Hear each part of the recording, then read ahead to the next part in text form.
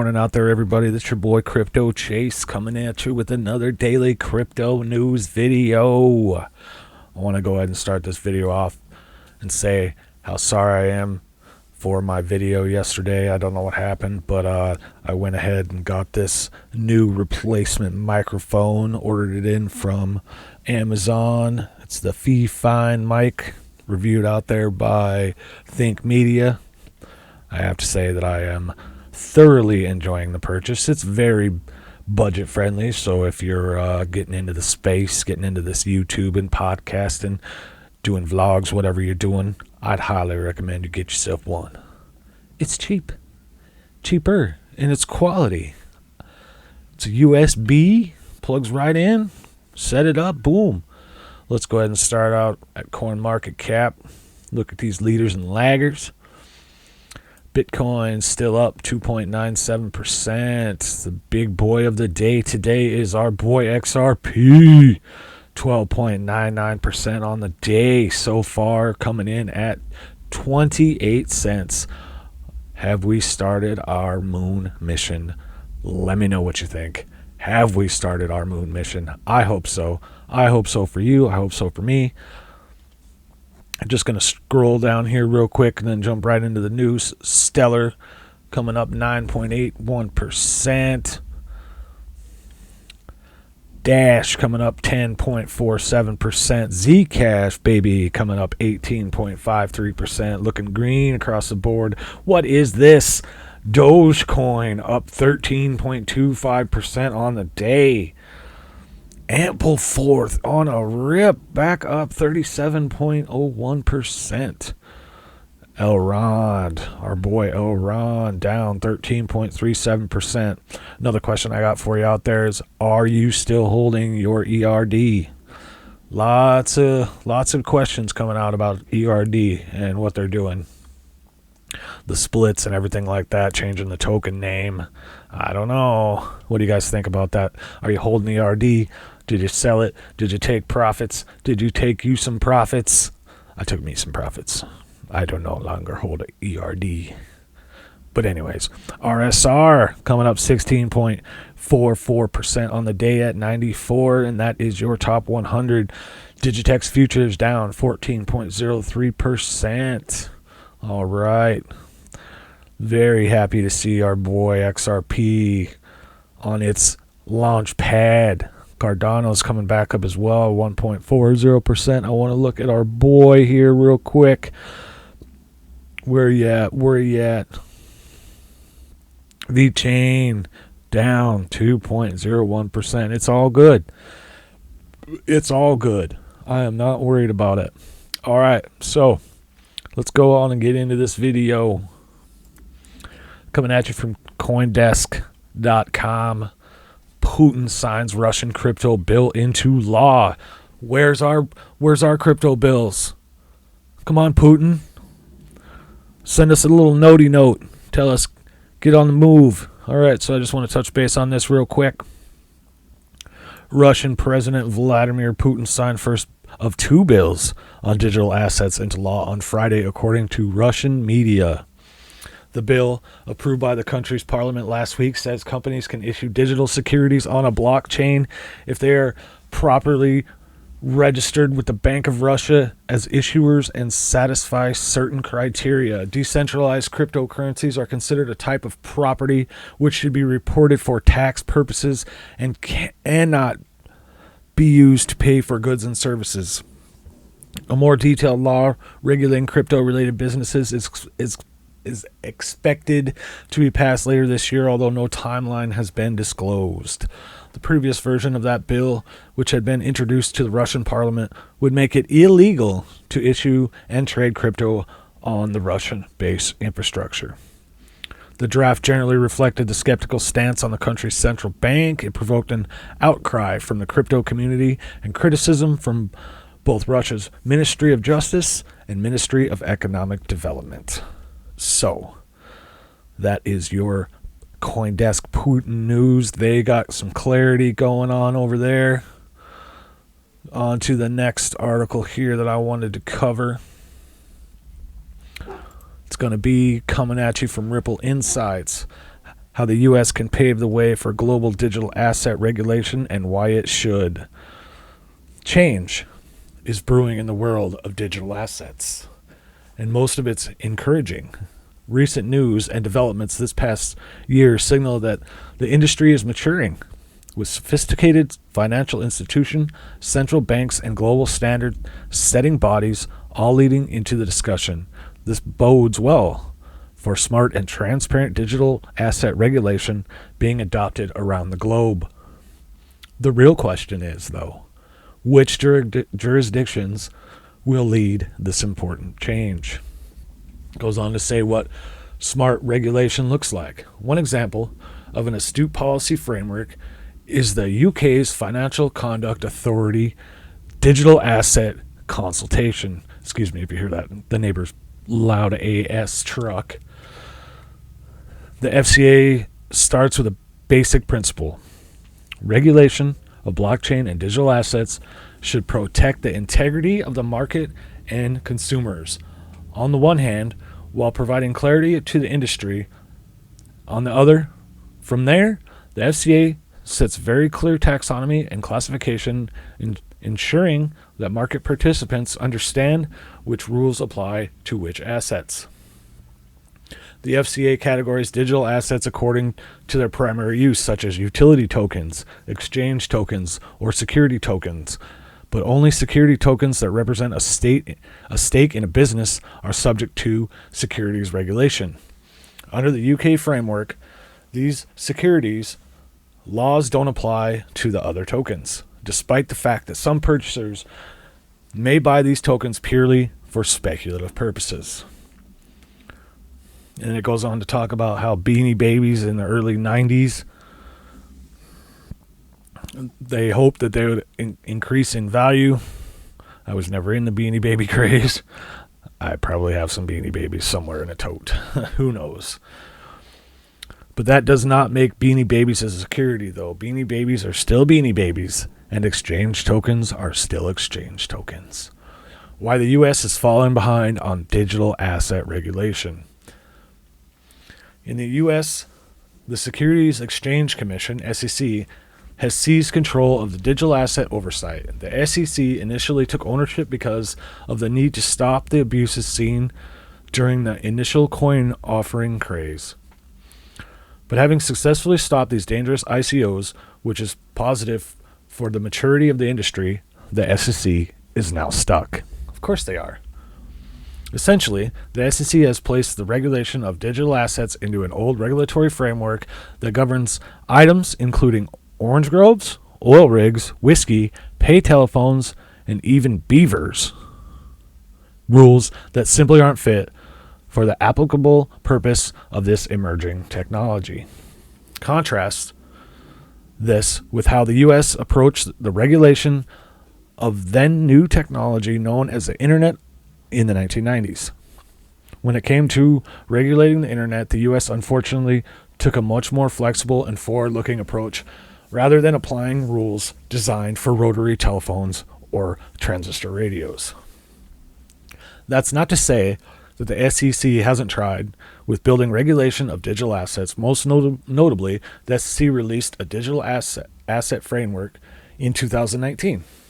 However, this broad, expansive, non-binding framework lacks clarity and can essentially be interpreted many different ways by many different people. And guidance that can mean anything to anyone is no guidance at all. Where the U.S. digital asset regulation must go from here. As it did with the Internet, the U.S. has the opportunity to lead the way on digital asset regulation, and there are several paths to go. There are several paths to get there. Congress can help by either passing sensible laws or at least by holding regulators accountable. Another alternative is for the SEC and the Commodity Futures Trading Commission, CFTC, to join forces and develop a workable framework that protects the integrity of the markets and consumers without suffering those U.S. companies seeking to innovate. SEC Commissioner Hester Peirce's safe harbor proposal is one example of what a sensible approach can look like. This safe harbor would provide a 3-year window so that innovators acting in good faith can leverage this technology without being crushed by a myriad of intricate and technical securities laws as they start up. But whether it's legislative solution, a safe harbor like the one Commissioner Pierce is proposing, or a collaborative effort between the SEC and the CFTC, which is clear is what we need in the U.S. as a solution now. It's bad enough if the U.S. were to cede a competitive edge, to the likes of the UK, Japan, or Singapore. It would be a disaster if the U.S. were to let communist China take control of this technology. Unfortunately, that is exactly where the industry seems to be heading. The critical point will be explored in the next part of this discussion, but in the meantime, check out blah, blah, blah. All right, so we already all know that in this space we need clarity. We need regulation. We need everything to get it launched. But with what's happening now, with them coming out from the OCC and saying that banks can hold crypto, I believe that they're being pushed, into making people realize that, this is what we need. Would you like some XRP with your deposit? I said that a week ago in one of my videos. Would you like XRP with that? It's coming. XRP's on its tear. It's not sleeping no more. It's not sleeping. We're awake. This news came out coming at you hot from the Daily Hodl this morning.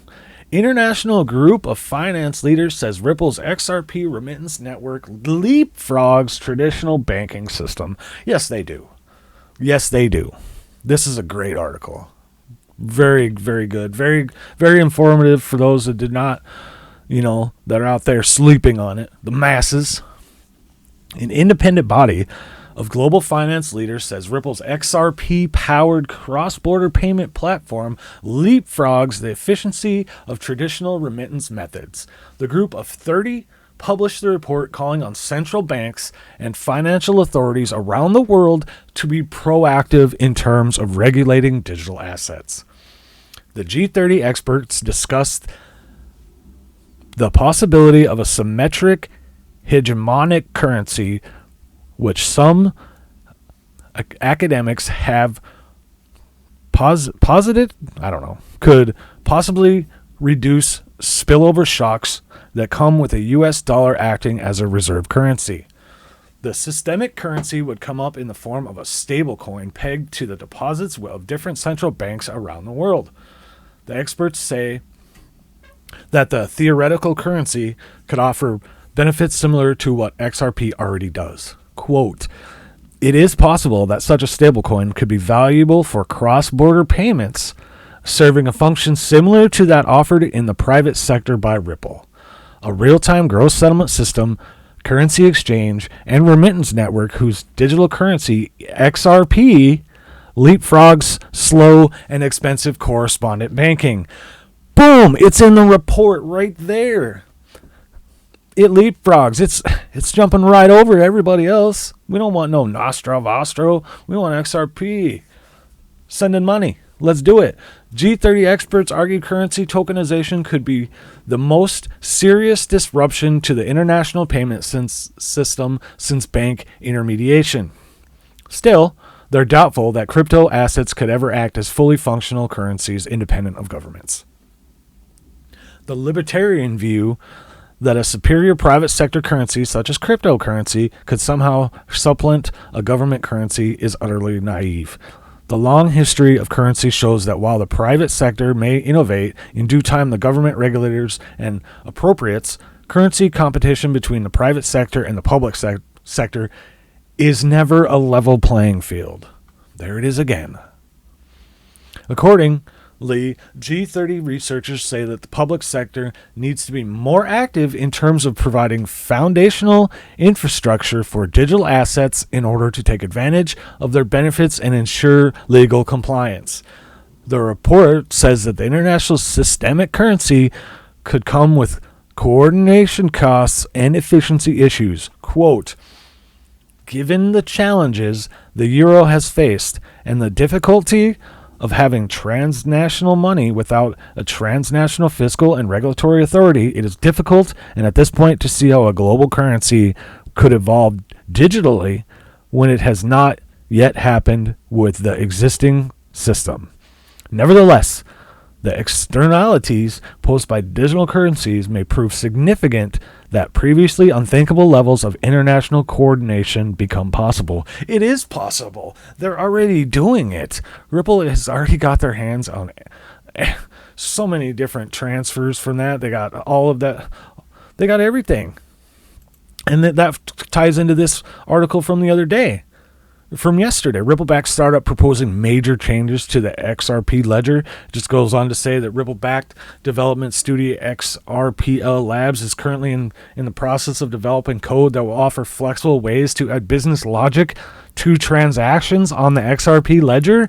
And then then the other article comes out. XRPL Labs developers are calling the potential amendment hooks. The code, which will be the open source in the future, would allow logic to be executed before and or after XRP ledger transactions. The startup states, these hooks can be really simple, like reject payments less than 10 XRP. For all outgoing payments, send 10% to my savings account, or more advanced, by allowing hooks to not only execute efficient logic, but also to store small, simple data objects. One could define a hook like, for incoming payments, transactions, check if the sending account is in a list maintained by another hook, and if present, reject the transaction. They're getting down to the nitty-gritty on that. Developers say hooks will offer new functionality for users. XRPL will have an on-ledger tipping gifting platform. Light accounts will allow businesses to assign and track loyalty points with account activations. Account-based flags will enable automatic Know Your Customer identity verification. Automatic KYC. Who doesn't want automatic KYC? That stuff takes forever. That's going to help. With all these new people coming into the space, automatic and it will enable Know Your Customer identity verification? Come on. XRPL Labs developers are currently examining what a potential implementation of hooks will look like, and they plan to run an amendment on the XRPL testnet after opening the code up to the public. XRPL amendments require an 80% approval rating from the ledger's validators. If an amendment stays above that threshold for 2 weeks, it is activated. Come on. It's not a coincidence. I don't believe in coincidences. Everything is waking up. Visa, MasterCard, they're all in back. PayPal, they're all backing up. They're all with Ripple, all of them. Wow, it's coming together, and I'm so excited to be in this space with you guys. But anyways, this is your boy Crypto Chase coming at you on August 1st, 2020 with this XRP news update video. And once again, we all rise when we rise together. And I'll see you in the next one.